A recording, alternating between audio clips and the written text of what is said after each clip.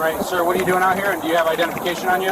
My daughter, I have ID, I'm complying, but I'd like to know the reason for the stop. Are you refusing to search of these containers, yes or no? I do not consider that. Sometimes the most profound lessons about justice and accountability do not originate in marble courtrooms or the halls of Congress. They are born in the quiet, unassuming moments of everyday life, triggered when individuals who possess unearned authority make a catastrophic misjudgment about the person standing right in front of them. The lesson is simple but unshakable. Absolute integrity, when paired with an uncompromising knowledge of the law, is an armor that no broken system can pierce. Today, we are looking at a story that fundamentally changed the landscape of federal law enforcement. It is a masterclass in staying calm under immense pressure, protecting your loved ones, and dismantling institutional bias piece by piece. If you believe that every citizen deserves to be treated with dignity and respect, hit that like button right now and let me know in the comments where you are tuning in from today. Make sure you are subscribed because you are not going to want to miss how this unfolds. The morning ocean breeze off the eastern seaboard carried the familiar scent of salt and possibility. It was a flawless Sunday, the kind of early autumn day where the sun warms the sand, but the air remains crisp. Dr. Julian Hayes stood ankle-deep in the gentle rolling waves, teaching his 10-year-old daughter Chloe the delicate art of casting a surf fishing line. Julian was a man whose life was defined by quiet discipline and profound intellect. He had spent over a decade in the armed forces, navigating some of the most unforgiving environments on Earth as a combat engineer before returning home to pursue a doctorate in marine biology. Now he was a universally respected voice in coastal ecosystems, frequently advising top-tier government panels on environmental security. But on this particular Sunday, he was not a soldier, and he was not an academic. He was simply a father, cherishing a fragile window of weekend peace with his little girl. They were completely absorbed in their shared world, celebrating the small victory of a modest catch resting in a cooler nearby. There was absolutely nothing about their demeanor that signaled danger, disruption, or defiance. Yet observing them from the elevated concrete walkway above the shoreline were two plainclothes federal task force officers. These officers were operating on a toxic combination of boredom, unchecked authority, and a profound, fundamental bias. They had spotted Julian from a distance and, without a single shred of reasonable suspicion, allowed a flawed assumption to dictate their next move. They decided that this man did not belong on this stretch of beach. Julian felt the subtle shift in the environment before he actually heard them approach. The casual murmurs of nearby beachgoers abruptly vanished. Chloe's cheerful chatter faded into a hesitant silence. Julian turned slowly, instantly reading the body language of the two approaching men.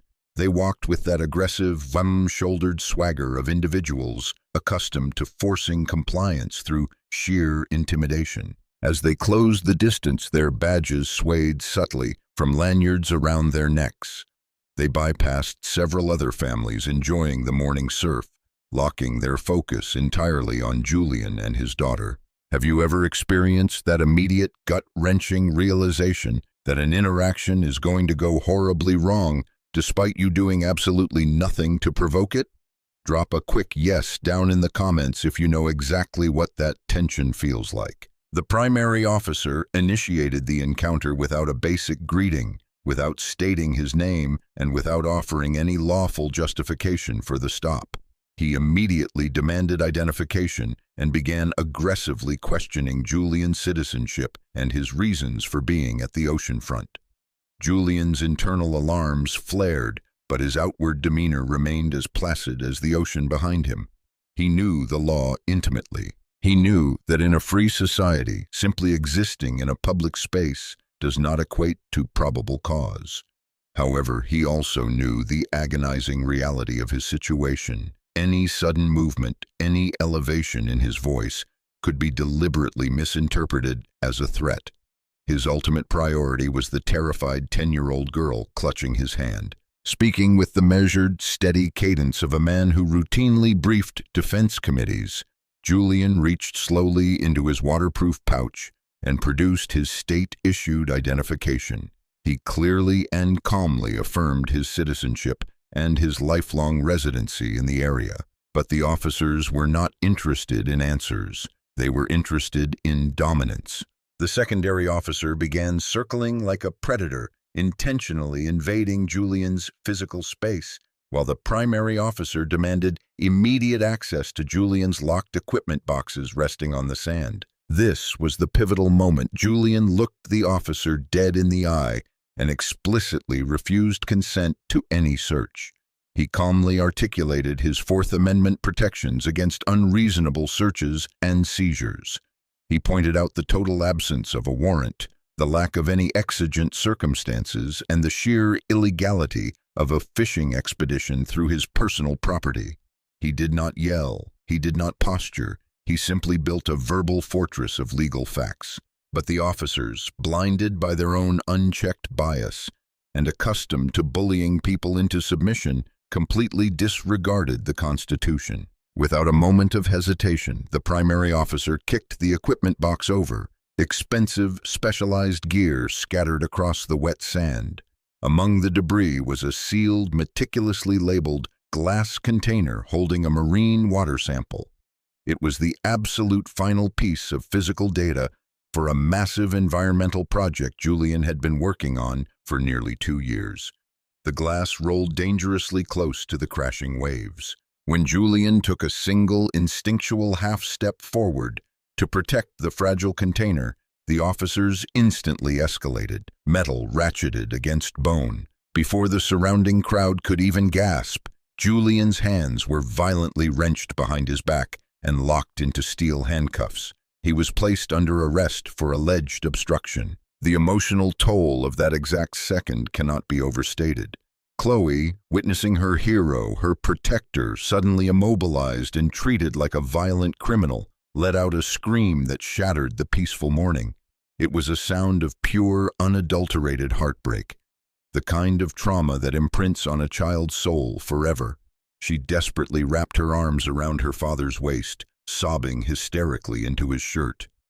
Julian could not hug her back. All he could do was whisper calm, steady reassurances, promising her that everything would be okay, all while standing helpless in the freezing surf. By this point, the public had noticed. The modern world's greatest equalizer, the smartphone, was suddenly everywhere. Dozens of bystanders had stopped their morning jogs and dog walks. Lenses were focused, recording every agonizing second of a father being stripped of his dignity in front of his weeping child. The officers, completely oblivious to the gravity of their mistake, radioed for a transport vehicle, proudly logging the incident as a successful detainment of an uncooperative subject. Less than 20 minutes later, a heavy black SUV tires screeched to a halt along the adjacent roadway.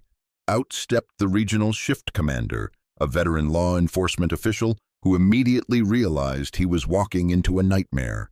He saw the ring of civilians with their cameras raised. He saw the scattered, clearly non-threatening fishing gear.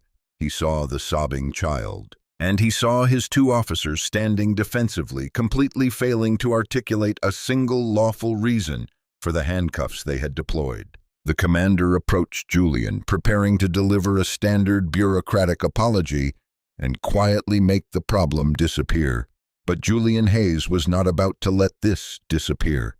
With the cameras rolling and his daughter still crying against his leg, Julian delivered a masterstroke of truth that would echo through the highest corridors of federal power. He didn't yell or demand their badges. Instead, he introduced himself by his full academic and professional titles. He explained that the water sample currently rolling around in the sandy foam was the final data point for a multi-million-dollar federal grant. And then he revealed the ultimate twist.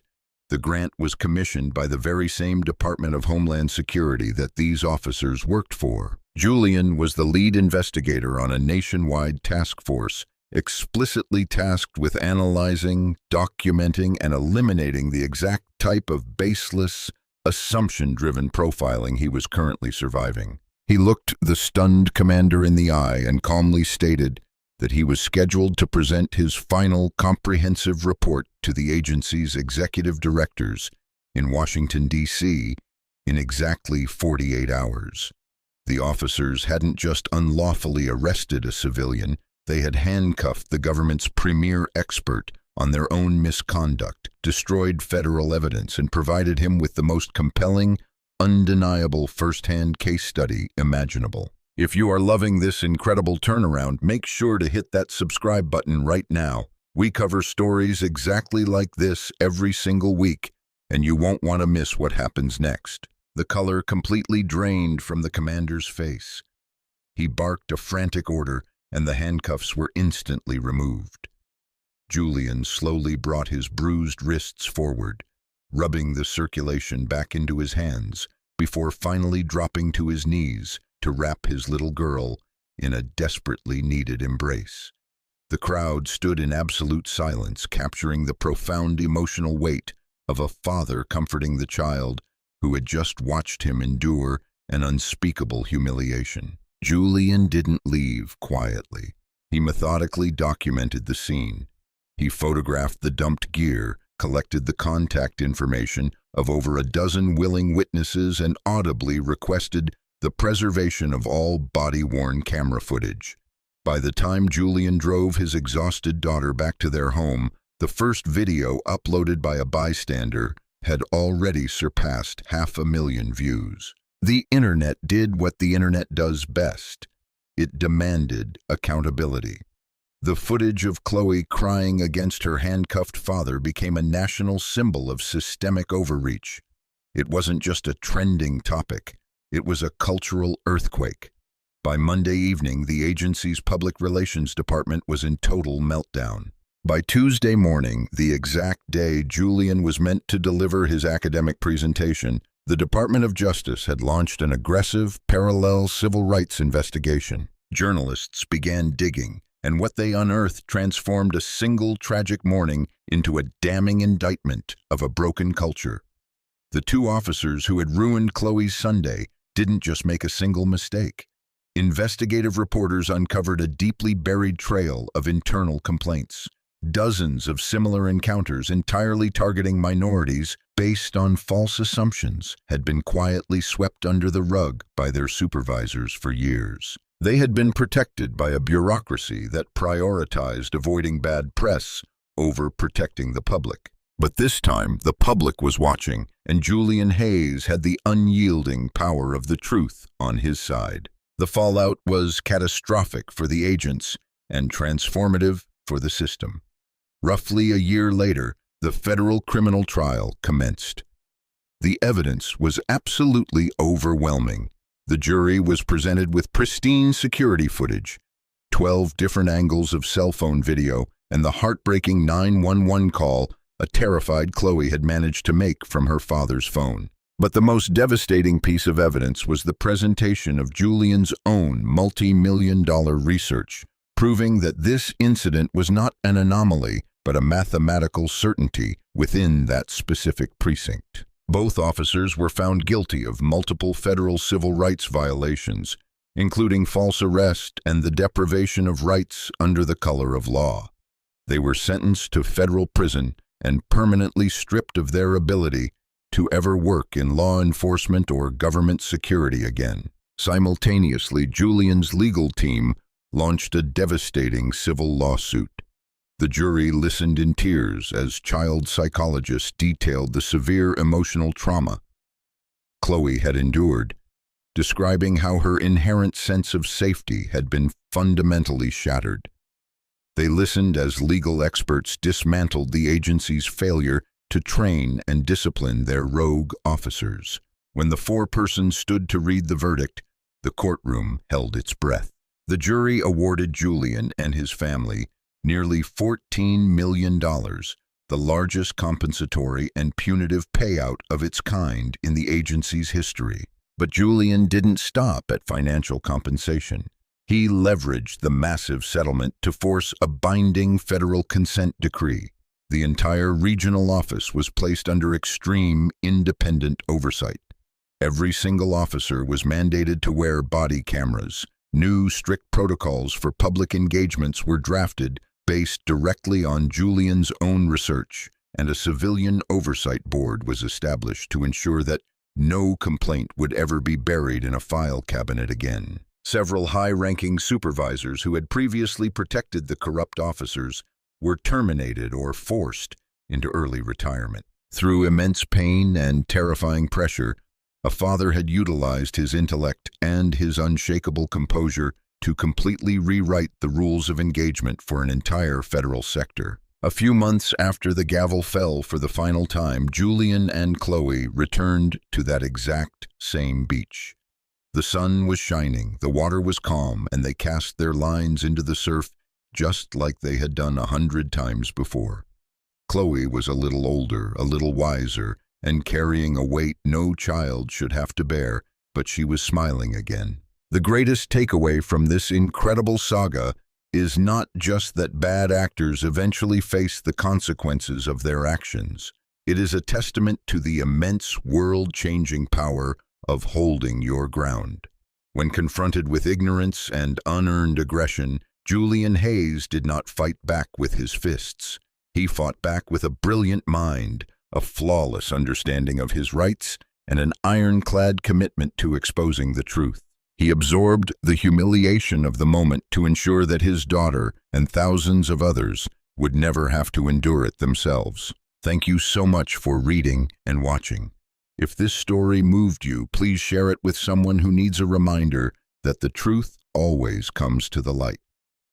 Drop a comment below with your biggest takeaway from Julian's incredible discipline, and until next time, stay informed, stay safe, and always know your rights.